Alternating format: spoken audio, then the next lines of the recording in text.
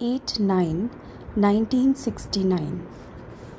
पूरे कोर्स का सार, कथनी करनी एक करो। किस रूप में मुलाकात कर रहे हो?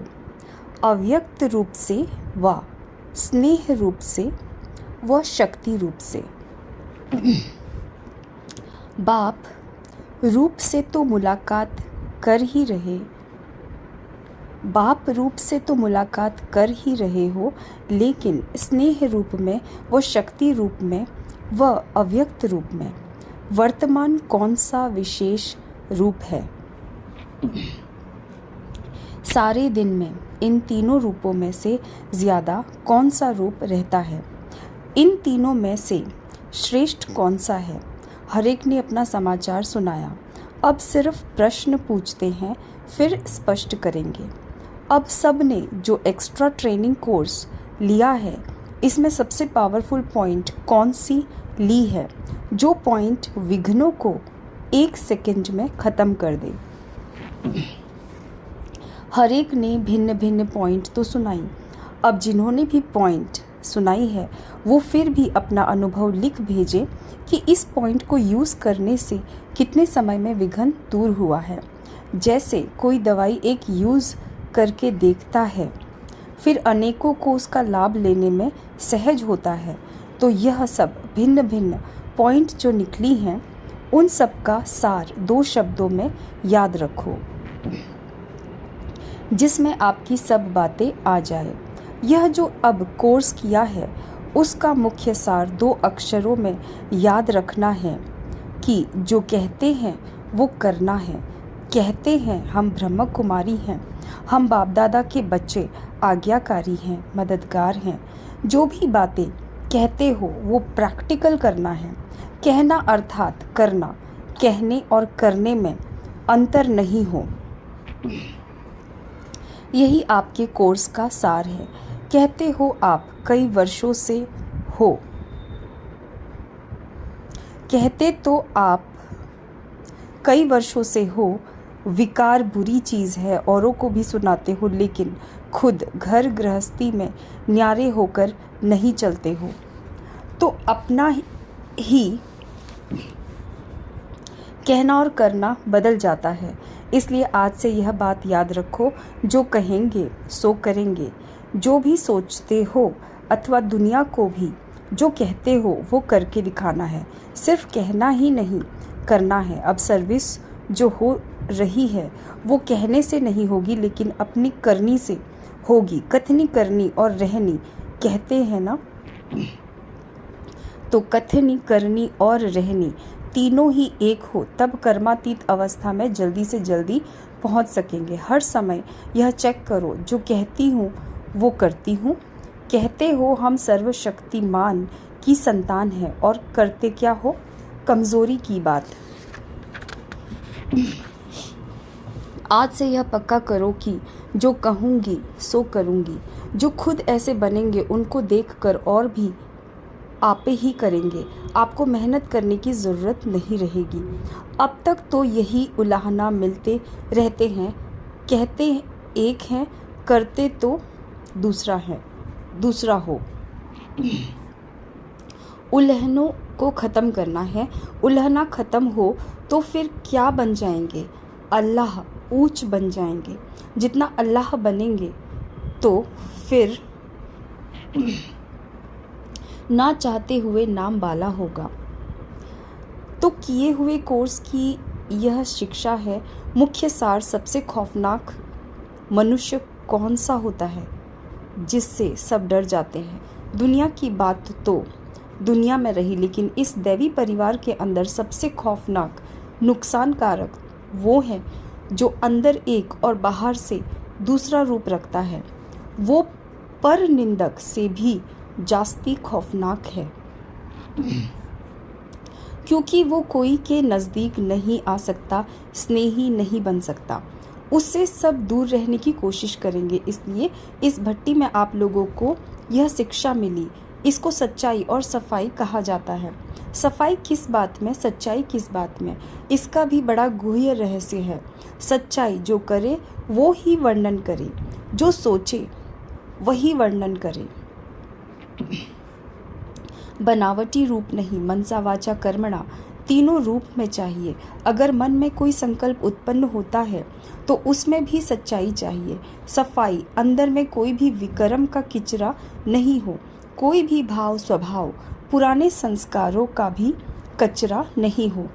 जो ऐसी सफाई वाला होगा वो ही सच्चा होगा, और जो सच्चा होता है उसकी परख क्या होती है? जो सच्चा होगा वह सबका प्रिय होगा, उसमें भी सबसे पहले तो वह प्रभु प्रिय होगा। सच्चे पर साहब राजी होता है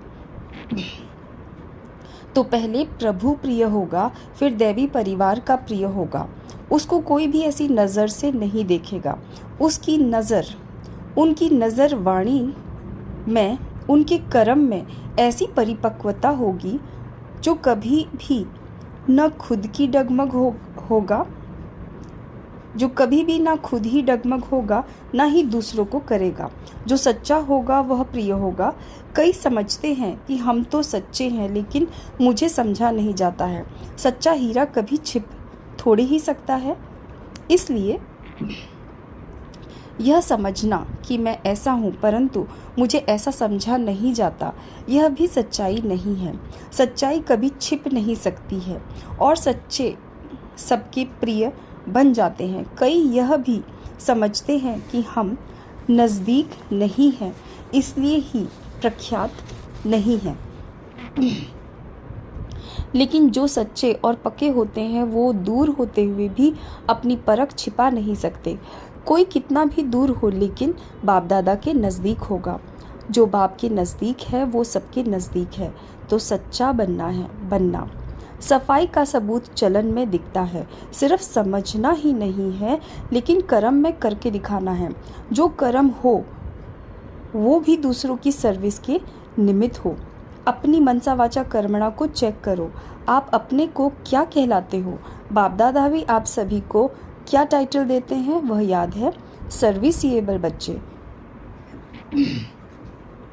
तो जो सर्विसिएबल हैं उनका हर संकल्प, हर शब्द, हर कर्म सर्विस ही करेगा।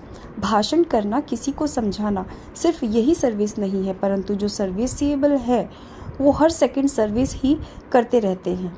तो अपने को देखना है कि हमारी हर सेकंड सर्विसिएबल चलन होती है, वह कहाँ डिससर्विस वाली चलन तो नहीं है। जब नाम सर्विसिएबल है तो कर्म भी ऐसा ही होना चाहिए। इसलिए जो कहना है वो करना भी है। यह याद रखने से पुरुषार्थ में सहज सफलता पाएंगे। कई बहुत खुश होते हैं कि हमने इतने जिज्ञासु समझाए, इतने भाषण किए, बहुत सर्विस की, लेकिन वो भी हद की सर्विस है।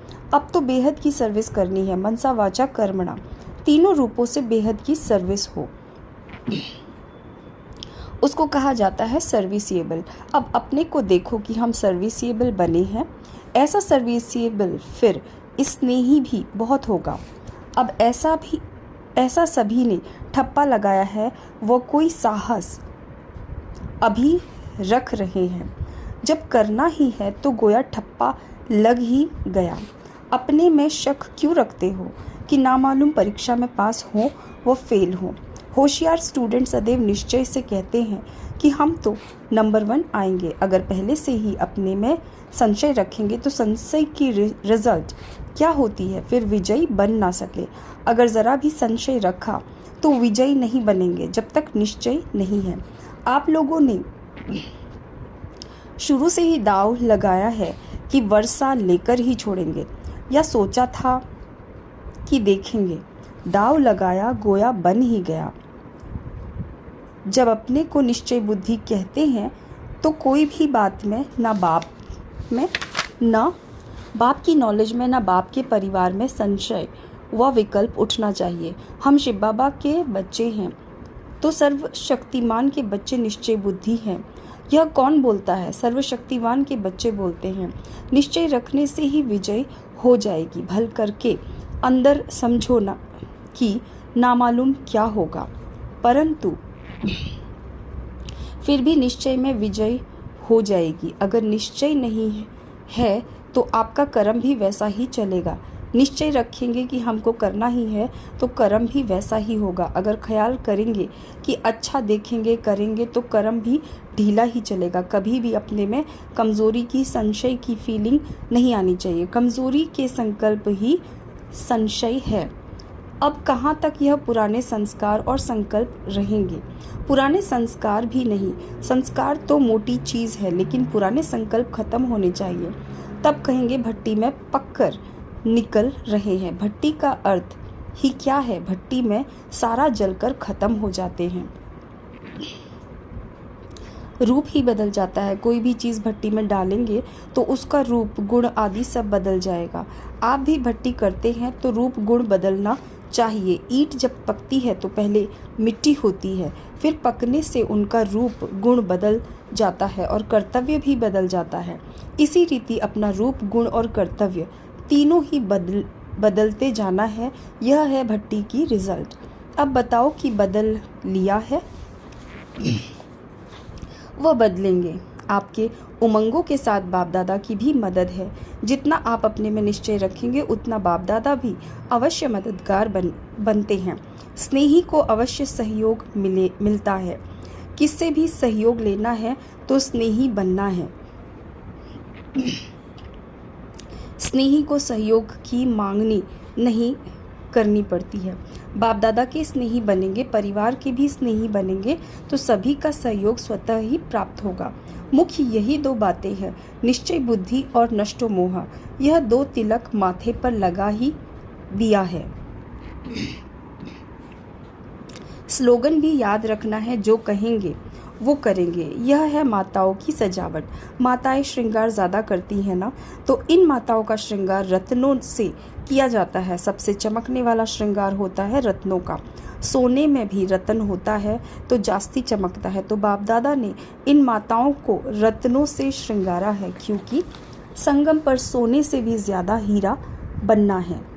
जितना जितना अपने को रत्नों से सजाएंगे उतना ही न चाहते हुए भी दुनिया की नज़र आपकी तरफ जाएगी। दुनिया को कहने की दरकार नहीं होगी कि हमारी तरफ देखो।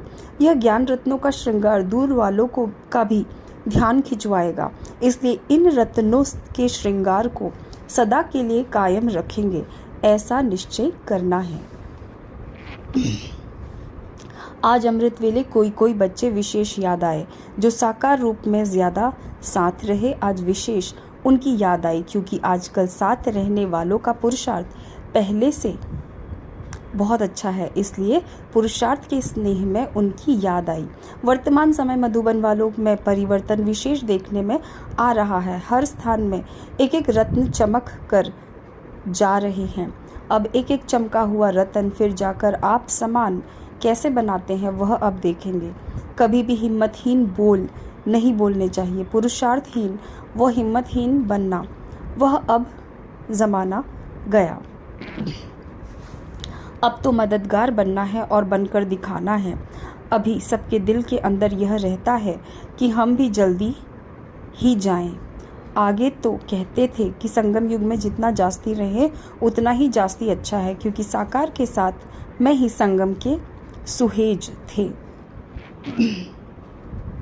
अभी तो चाहते हैं कि जहाँ अपना रहबर वहीं हम राही भी चले। तुम लोगों की चलनवाड़ी से भी ज़्यादा सर्विस करेगी।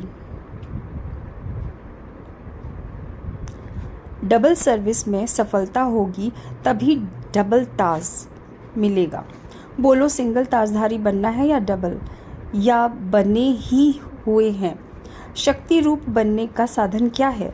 शक्ति रूप तभी बन सकेंगे जबकि अव्यक्त स्थिति होगी। अव्यक्त स्थिति में रहकर भल व्यक्त में आते भी हैं तो सिर्फ सर्विस अर्थ। सर्विस समाप्त हुई तो फिर अव्यक्त स्थिति में रहना, ऐसा अभ्यास रखना है। जो बलि चढ़ जाता है उनको रिटर्न में क्या मिलता है?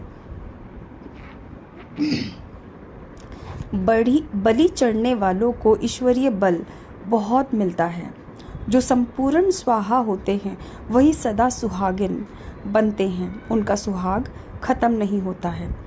जो सदा सुहागिन होते हैं उनकी अविनाशी बिंदी सदैव होती है। आत्मस्थिति में स्थित रहने की बिंदी सदा सुहागिन को हर समय मस्तक में याद रहती है। सदा सुहागिन की और कौन सी निशानी होगी? एक तो बिंदी, दूसरा कंगन होता है, तो वो है संगम रूपी कंगन। दोनों कभी भी नहीं उतारेंगे। संगम के कंगन उतार देने से सुहाग खत्म हो जाता है। अभी विशेष कमाल की सर्विस करनी है। अपने संग से सबको ऐसा रंग लगाओ जो कि कभी उतर नहीं सके। म्यूजियम में तो सिर्फ संदेश लेकर चले जाते हैं, लेकिन अब यह ध्यान रखना है कि हमारे संग का रंग इतना तो अविनाशी रहे जो कि कभी भी वह उतर नहीं सके। अभी जंप देकर आगे जाना है। पहले था सिर्फ चलने का समय, फिर दौड़ने का समय भी आया, अभी तो है जंप का समय। अगर दौड़कर पहुंचने की कोशिश करेंगे तो टू लेट हो जाएंगे। जंप देने में तो समय नहीं लगता। एक रस अवस्था में रहने लिए एक ही शुद्ध संकल्प रखना है। वो कौन सा? एक तो स्नेही बनना, दूसरा सर्विसिएबल हूँ। बस इनके बिना और कोई संकल्प नहीं। सर्विसिएबल को सर्विस का ही संकल्प चलेगा। भट्टी का जो लक्ष्य है कि खुद बदल कर औरों को बदलना है, यह लक्ष्य सदैव याद रखना है। यह है निश्चय की छाप। आप पर कौन सा छाप लगा है? निश्चय बुद्धि, नष्टोमोह और सर्विसिएबल का एक त्रिमूर्ति छाप की निशानी लगी हुई है। यह अपनी निशानी कायम रखनी है। आप समान औरों को अपने से भी ऊंच बनाना है, कम नहीं। हमसे ऊंचा कोई बने, यह भी तो अपनी ऊंचाई है ना। ओम शांति।